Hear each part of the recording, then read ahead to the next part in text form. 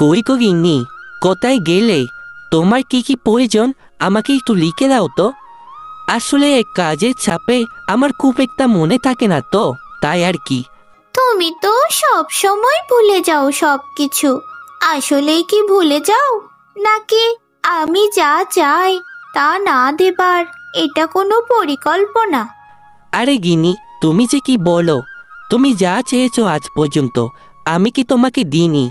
তুমি বলো তো। হ্যাঁ, তা দিয়েছো, কিন্তু ইদানিং দেখছি তুমি যেন সবকিছু ভুলে যাচ্ছ। আরে ভুলিনি। আসলে কি জানো তো, প্রত্যেক দিন নতুন নতুন জিনিসপত্র দিলে তার কোনো মূল্য থাকে না। আমি ভেবেছি সপ্তাহে একদিন তুমি যা চাও সমস্ত কিছু তোমার মুখের সামনে এনে হাজির করে দেব। তাহলেই তুমি খুশি হয়ে যাবে আর আমাকে ভালো ভালো রান্না করে খাওয়াবে। হ্যাঁ, বেশ, দেখা যাক। আচ্ছা শোনো, আজকে আসবার সময় এক বস্তা সরু চাল নিয়ে এসো। ঘরের চাল একদম ফুরিয়ে যাচ্ছে। এই তো একদম অর্ডার করলে মুখের সামনে এসে হাজির করে দেব। হা হা হা। আরে চারিদিকে তাকিয়ে দেখো, অনেকে দুবেলা খাবারের জন্য দুমুঠো চাল পর্যন্ত পায় না। তা তুমি ঠিকই বলেছ।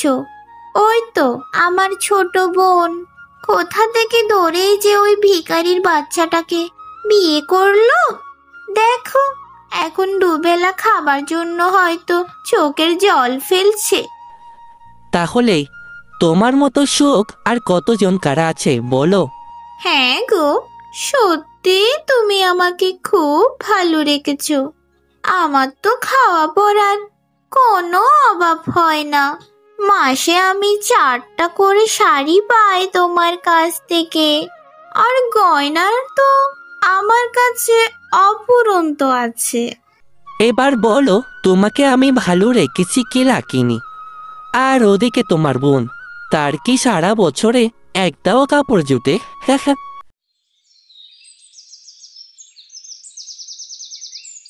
তুমি যে আমাকে কি দেখে বিয়ে করলে আমি এখনো বুঝতে পারছি না।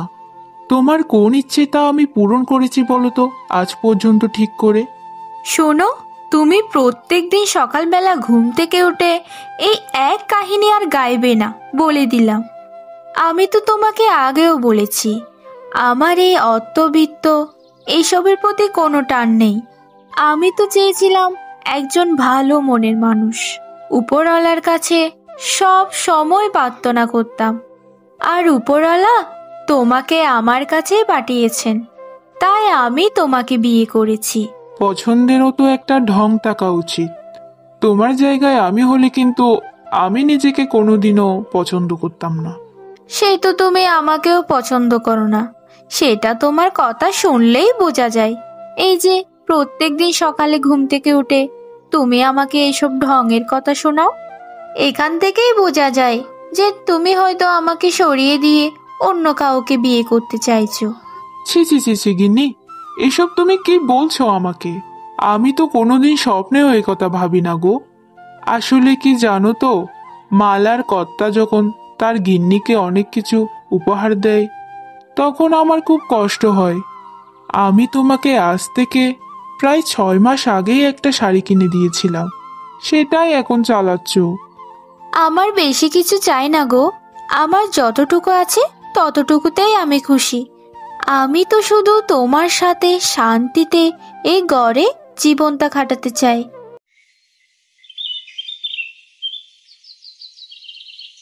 কই রে মা, বলি কেউ বাড়িতে আছিস? একবার বেরিয়ে আয় না মা, সেই কখন থেকে রাস্তায় হেঁটে বেড়াচ্ছি রে। কি ব্যাপার, কি চাই এখানে? তুই আমাকে দয়া করে একটু জল দিবি মা, প্রচন্ড জল তেষ্টা পেয়েছে রে। যখনই বড় বাড়ি দেখেছো অমনি জল চাইতে চলে এসেছো। বলো, এরপর জল চাওয়ার নাম করে আরো কত কিছু যে চাইবে তার তো কোনো ইয়াত্তা নেই। ওসব জল টল হবে না, তুমি এখান থেকে এখন এসো তো বাবু। না রে মা, আমি কিছুই চাইবো না রে তোর কাছে। তুই আমায় একটু দয়া কর। আমার সত্যি খুব জল তেষ্টা পেয়েছে রে, আর হাঁটতে পারছি না একটুও। তুই এভাবে কেন কথা বলছিস রে মা? আমি তো তোর কাছ থেকে সাহায্য পাবো বলেই এলাম। ওরকম অনেক ভিখারি দুবেলা আসে, প্রথমে জল চায়, তারপরে খাবার চায়, তারপর তাদের টাকা চাই। এ করতে করতে তো একেবারে মাথায় উঠে পড়ে, যেন একেবারে সমস্ত জিনিস আমাদের কাছে গচ্ছিত রাখা আছে এমন ভান করে। না না রে মা, ওইরকম বলিস না। আমি যে ওইরকম নই রে মা। আমাকে তুই জল দিলে আমি তোকে অনেক আশীর্বাদ করে যাব। তা আমি কি সেই আশীর্বাদ ধুয়ে খাবো নাকি? হ্যাঁ, যত সব ছোট লোক। এই যাও তো, যাও যাও এখান থেকে, বেকার শুধু শুধু সময় নষ্ট করো না আমার। ঠিক আছে মা, আমি চলে যাচ্ছি। তবে মনে রাখিস, তুই মানুষের সাথে যেভাবে ব্যবহার করলি, সেই ব্যবহার কেউ কোনো দিনও ভুলবে না রে।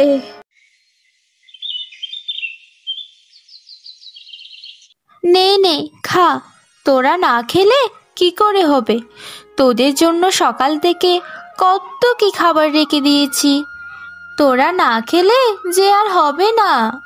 মারে, আমাকে একটু জল দিবি মা? আমি সেই অনেক দূর থেকে হেঁটে আসছি। নদীর ওপারে কেউ আমাকে জল দিল না রে।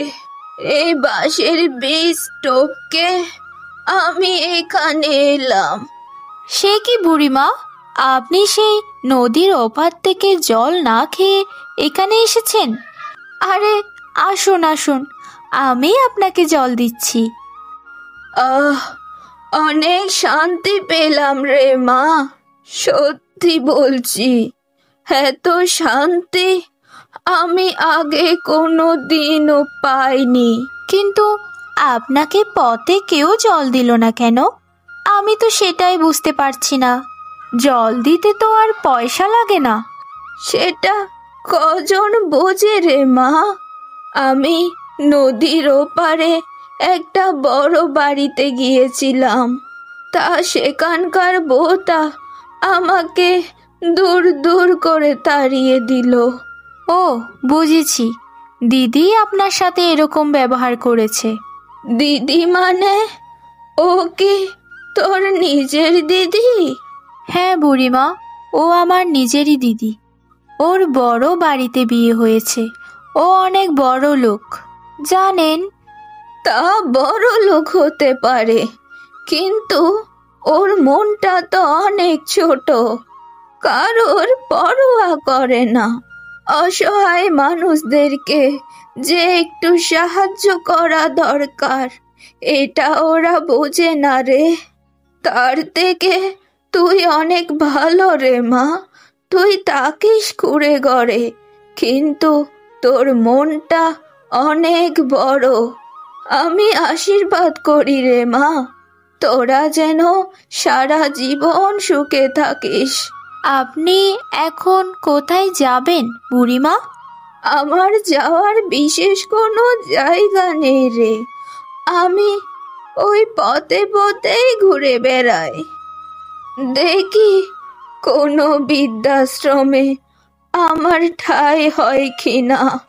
এখন আসি রে মা, তোরা ভালো থাকিস।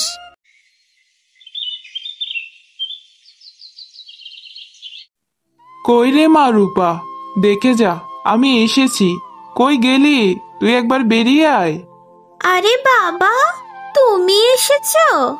আরে আমার যে বিশ্বাসই হচ্ছে না। সত্যি তুমি আমাকে খুব বড় একটা উপহার দিলে। আরে এসো এসো, তোমার এই বড় মেয়ের বড় বাড়িতে এসো। আহা, তোদের বাড়িতে এসে যে কি আরাম তুই কল্পনাও করতে পারবি না। আমার তো বারে বারেই মন চাই তোদের বাড়িতে আসি। আমি তো তোমাকে সে কবে থেকেই বলছি, একা একা না থেকে তুমি আমাদের বাড়িতে সারা জীবনের জন্যই চলে এসো। দেখো তো, এত বড় বাড়িতে আমরা তো একাই থাকি, মাত্র দুজন। তা তুমি এলে কোনো অসুবিধাই হবে না। না রে মা, সেটা তো আর হয় না। মেয়ের বাড়িতে এসে থাকলে লোকে কি বলবে বল দেখি। তা তোরা কেমন আছিস বল? আমরা খুব ভালো আছি বাবা। তুমি আমাকে দেখে শুনে একটা বড় ঘরে বিয়ে দিয়েছিলে বটে। হ্যাঁ রে মা, নিশ্চয় তোকে জামাই বাবা জীবন অনেক সুখে রাখে, তাই না? হ্যাঁ বাবা, আমাকে অনেক সুখে রাখে। এমন কিছু নেই যা ও আমাকে দেয় না। সমস্ত কিছু আমি না চাইতেই এনে দেয়। এটাই তো আমি চাই, তোদেরকে সুখে দেখলেই আমি সুখী। তা বাবা, এবার বলো, হঠাৎ করে আমাদের কথা মনে পড়লো কেমন করে? ও হ্যাঁ, আসল কথাটা বলতেই তো ভুলে গিয়েছিলাম। আসলে আমি একটা দাওয়াত রেখেছি, তো এই দাওয়াতে তোদের সকলের আশা চাই। সকলের বলতে কি বোনও যাবে নাকি? ওদের বাড়িতে তো এখনো যায়নি। সত্যি বলতে ওদের বাড়িতে যেতে একদম ভালো লাগে না। তাও তো যেতে হবে, মেয়ে হয়তো। সত্যি বাবা, তোমার ছোট মেয়ের বলিহারি একটা একটা ঘর দেখে বিয়ে করলো বটে। দুবেলা দুমুঠো খেতে পায় না ভালো করে, যত সব। কাকে আর কি বোঝাবি মা, যাক সেসব কথা বাদ দে। আমার না খুব খিদা পেয়ে গেছে, এখন দুটো খেতে দিবি? খেয়ে দে, আবার ওই গরিব কানায় যেতে হবে তো। হ্যাঁ হ্যাঁ বাবা, তুমি বসো, আমি তোমার জন্য খাবার নিয়ে আসি।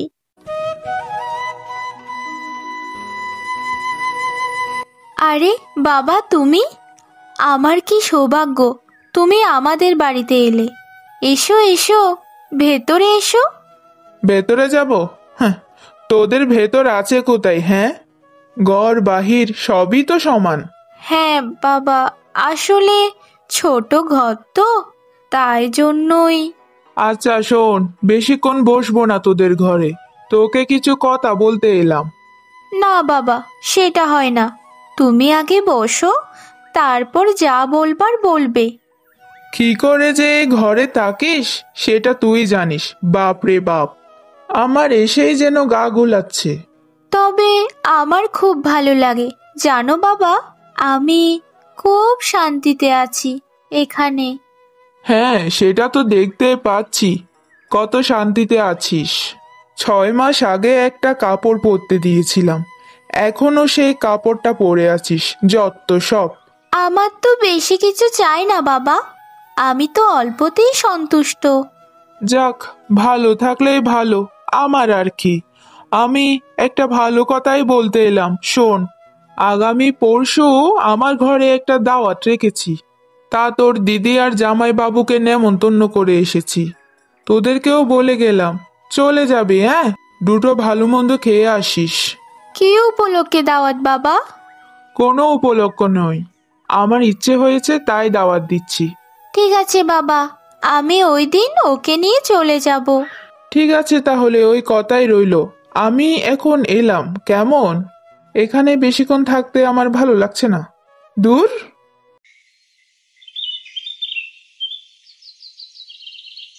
মাগো, আমার যে মাথাটা খুব যন্ত্রণা করছে, পেটে খুব ব্যথা করছে। আমাকে কিছু ওষুধ দাও না মা, আমি ওষুধ খেলে এক্ষুনি ভালো হয়ে যাব। কোথায় কষ্ট হচ্ছে রে মা? আমাকে বল না, কোথায় কষ্ট হচ্ছে তোর? আমি যে তোর জন্য ওষুধ কিনবো সেই টাকা তো আমার কাছে নেই রে। মা রে, তুই একটু কষ্ট করে শুয়ে থাক, আমি বরং একবার ওই নিখিলদার বাড়ি থেকে ঘুরে আসি। নিখিলদা নিশ্চয়ই আমাকে টাকা দিয়ে সাহায্য করবে।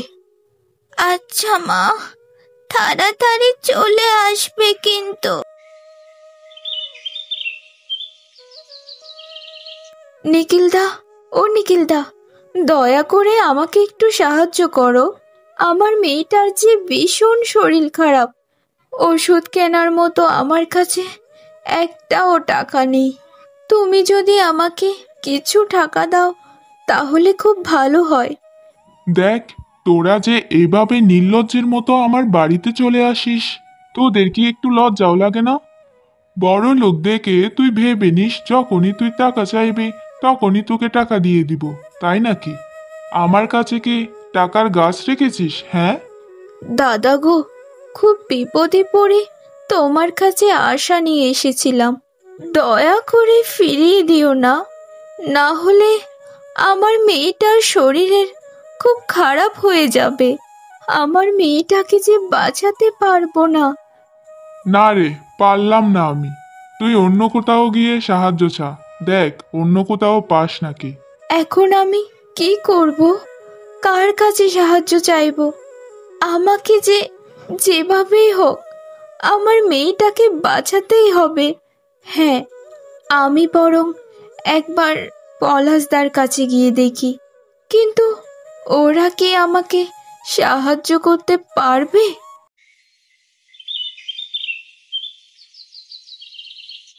পলাশদা, বাড়িতে আছো? আরে নীলা দিদি, তুমি এখানে কি করছো? আর তোমাকে এরকম উদাস লাগছে কেন? কি হয়েছে তোমার? দিদি গো, আমার মেয়েটার শরীরটা ভীষণ খারাপ। দুটো ওষুধ কিনবো, সেই টাকাটাও যে আমার কাছে নেই। নিখিলদার কাছে গিয়েছিলাম, কিন্তু নিখিলদা আমাকে সাহায্য করলো না, বরং অপমান করে তাড়িয়ে দিল। এখন কি করব আমি? মেয়েটা যে আমার বিনা চিকিৎসায় মারা যাবে।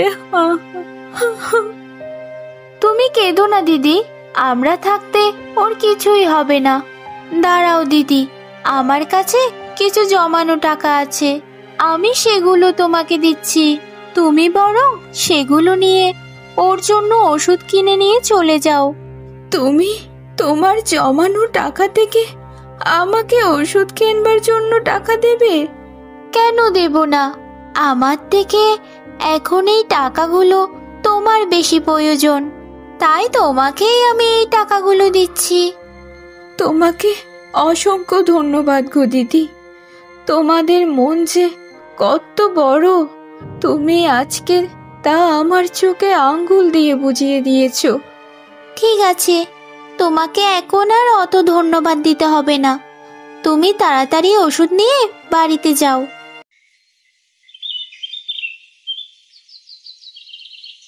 আরে এসো এসো বাবা জীবন, আয় মা আয়। তোদের জন্য তো সেই কখন থেকে অপেক্ষা করছি, এতক্ষণ আসতে সময় লাগলো? আর বলো না বাবা, তুমি তো ওকে চেনো, সারাক্ষণ শুধু কাজ আর খালি কাজ। হুঁ, ওই কাজ ছাড়া কিছুই বোঝে না, তাই আসতে একটু দেরি হয়ে গেল। না না, কাজ নিয়ে থাকা খুব ভালো, অন্তত নিজেকে ব্যস্ত তো রাখতে পারে। সারাদিন তো সময়টা বেকার বেকার নষ্ট করে না। তা চলো বাবা জীবন, নিশ্চয় তুমি অনেক ক্লান্ত হয়ে গেছো। চলো এখন ভেতরে চলো। কিছু মনে করো না বাবা, ওই তাড়াহুড়োর মাথায় মিষ্টি কিছু আনা হয়নি। আরে না না, সেসব নিয়ে তোকে ভাবনা চিন্তা করতে হবে না। চল চল, তোরা ভেতরে চল। কেমন আছো বাবা? শরীর কেমন আছে তোমার? হ্যাঁ ভালো আছি। তা কি ব্যাপার, তোদের আসতে এত দেরি হলো? কি করছিলিস? আসলে বাবা, আমাদের ওখানে একটা বাচ্চা মেয়ের খুব শরীর খারাপ ছিল, তাকে একবার দেখে আসতে গিয়েছিলাম, তো তার মা আমাদেরকে ছাড়লো না। বাবা, তোদেরকেও এত খাতির করে কেউ? খাতির নয় বাবা, আসলে ওদের পরিবারটাকে আমরা খুব ভালোবাসি, তো তাই জন্য হয়তো আমাদেরকে। ঠিক আছে ঠিক আছে, অত না বক এখন। তোদের জন্য বাড়ির পাশের ওই অতিথিশালাতে একটা জায়গা করা আছে, ওইখানে গিয়ে বরং তোরা বিশ্রাম নে। আচ্ছা বাবা, আমরা তাই যাচ্ছি।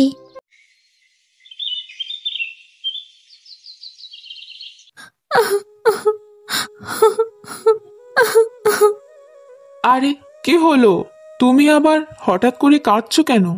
তোমার কি মাঝে মাঝে মাথা খারাপ হয়ে যায় নাকি? তুমি কিছু মনে করো না গো। দেখো, দিদি আর জামাই বাবুকে ওই ঘরের ভেতর নিয়ে গেল, আর আমাদেরকে এই বৈঠকখানায় থাকতে দিল। অত মনে করবার কি আছে বলো তো? থাকতে তো দিয়েছেন। যদি এখান থেকে দূর দূর করে দাঁড়িয়ে দিতেন তাহলে আলাদা একটা ব্যাপার ছিল। তুমি এখন চোখের জল মুছে ফেলো। তুমি আমাকে মাঝে মাঝে বলো না যে তোমাকে কি জন্য বিয়ে করলাম। আমারও সত্যি এখন মনে হয় সত্যিই তো তোমাকে আমি কি জন্য বিয়ে করলাম। যা বাবা, আমি আবার কি করলাম? আমি কি কোনো ভুল করেছি গিন্নি?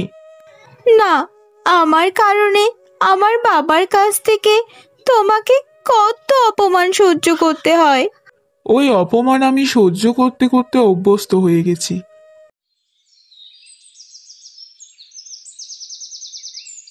কই রে মা রূপা, আরে বড় জামাইকে মাছের বড় মাথাটা দে।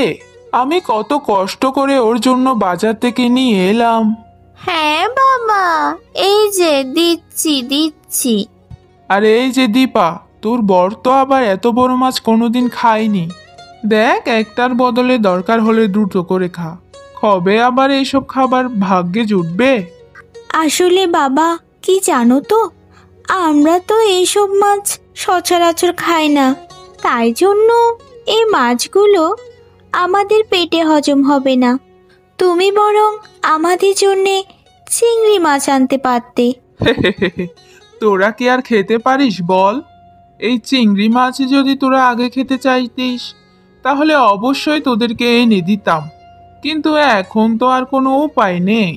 সে কি বাবা, আমাদের দাওয়াত দিয়ে আমাদের কি খেতে পছন্দ কি না খেতে পছন্দ তা না জেনেই তুমি সমস্ত কিছু আয়োজন করে ফেললে। আমি তো দেখতে পাচ্ছি তুমি তোমার বড় জামাইয়ের জন্যেই বেশি আয়োজন করেছো। এই, মুখ সামলে কথা বল দীপা। তুই বাবাকে অপমান করছিস? তোর সাহস তো কম নয়। অপমান নয় দিদি, বাবা তো আমাদের দুই বোনের সংসার কেমন তা খুব ভালোভাবেই জানতো।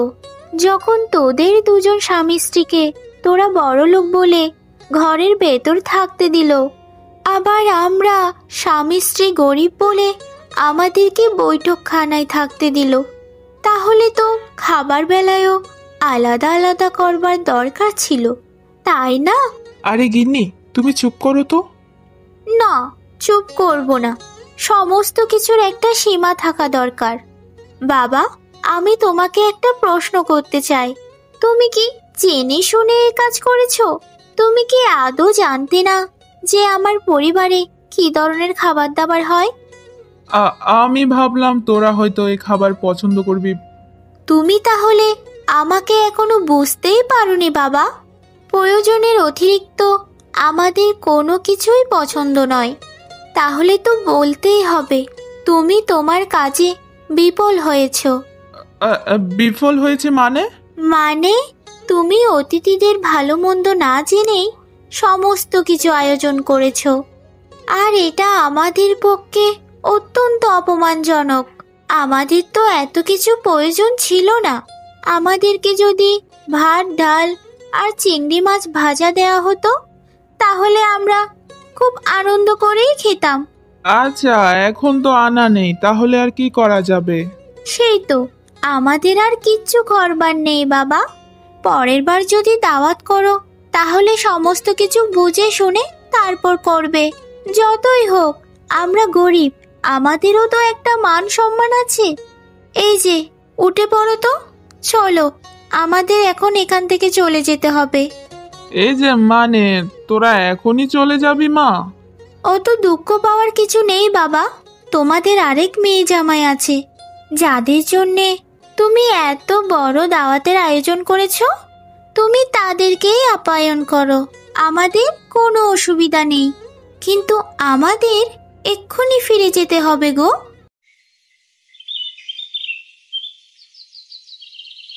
এটা তুমি কি করলে গিন্নি?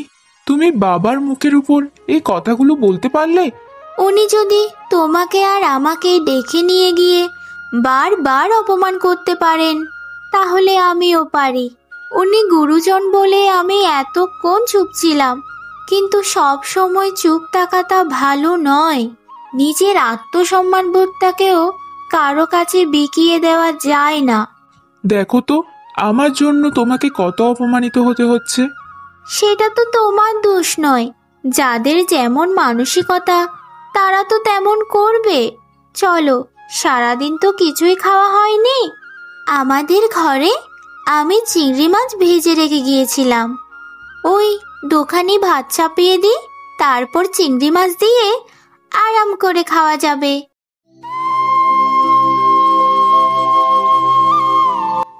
আরে বাবা, আপনি এখানে? না এসে থাকতে পারলাম না। আসলে আমি তোমাদের সাথে খুবই বাজে ব্যবহার করেছি। আমি আশেপাশে লোকদের কাছ থেকে শুনেছি তোমাদের ঘর ছোট হতে পারে, কিন্তু তোমাদের মনটা বিশাল বড়। তাই আমি আমার ব্যবহারের জন্য তোমাদের কাছে ক্ষমা চাইতে এসেছি। এই আপনি কি বলছেন বাবা? আপনি গুরুজন হয়ে আমাদের কাছে ক্ষমা চাইবেন কেন? পলাশদা, আমার মেয়ে ভালো হয়ে গেছে। দিব্যাদি যদি আমাকে সেদিন টাকাটা না দিয়ে সাহায্য করত, তাহলে আমি ওষুধগুলো কিনে খাওয়াতে পারতাম না। সে কি? তোমার মেয়ের যে শরীর খারাপ হয়েছিল তা তো জানতাম না। দীপাদি তোমাকে বলেনি হয়তো, কিন্তু আমি আজকে তোমাদের টাকাটা ফেরত দিতে এসেছি। কিসের টাকা? আমি কি তোমাকে সেই টাকা ফেরত দিতে বলেছি? তোমার মেয়ে সুস্থ হয়েছে, এতে আমি খুব আনন্দিত হয়েছি। কিন্তু দিদি, এরকম করলে কি করে হবে? সেসব নিয়ে তোমাকে ভাবতে হবে না। আমি আবার ঠিক টুকটুক করে কাজ করে টাকা জমিয়ে নেব। তুমি তোমার মেয়ের প্রতি খেয়াল রেখো।